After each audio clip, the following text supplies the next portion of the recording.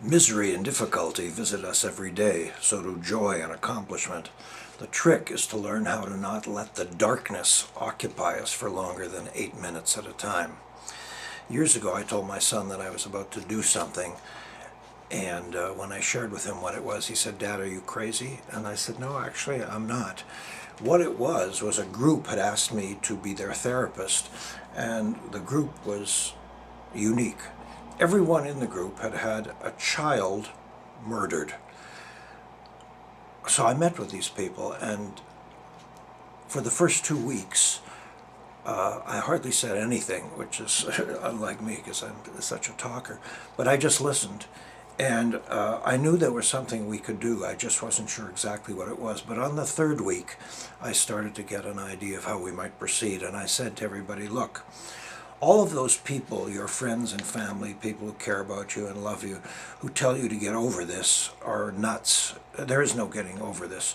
The biggest tragedy that can befall a human being is to have your children predecease you. It's the worst awful sentence in life, is to survive your own children. But to have a child murdered, I mean, that is monstrous. It's unthinkable, unbearable, and so on. So you're not going to get over this. It'll never leave you. But the problem is, each one of you, all of you, you're living gray, muted lives. So there's two problems with that. One is you're letting the murderer live rent-free in your heart. And why would you give him that power? And secondly, what would your child, your dead child, want of you? So I ask each of you to close your eyes now and think about your child that you've lost, and ask your child silently, what do they want of you? And every one of them did this exercise, and every one of them opened their eyes and said, my child says I should live.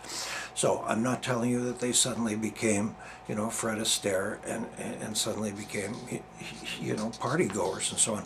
But each of them started to let go of this fear of laughing, of eating food, of traveling, of fucking, of enjoying life, of having vibrancy and blood and so on. One couple had avoided going past the scene where their daughter was murdered, and suddenly they found themselves, the car just sort of automatically turning at a different corner and going past this house and looking at it, and okay, that's it, that's what happened. Okay, it's horrible, but we're recognizing it. We're not phobically avoiding it. Another guy, he kept dreaming about having a dog in his life. In other words, he kept dreaming about having love and care in his life, and he has returned back to life. I have breakfast with this man every few months. His heart never really will heal entirely, whose will, but he is more connected with a vibrant life today, and he's grateful for this new way of being. Pickle. The darkness in life is so powerful. Notice it. Let it in when it insists on visiting, and after a few minutes say, thanks, see you tomorrow. Change the tape.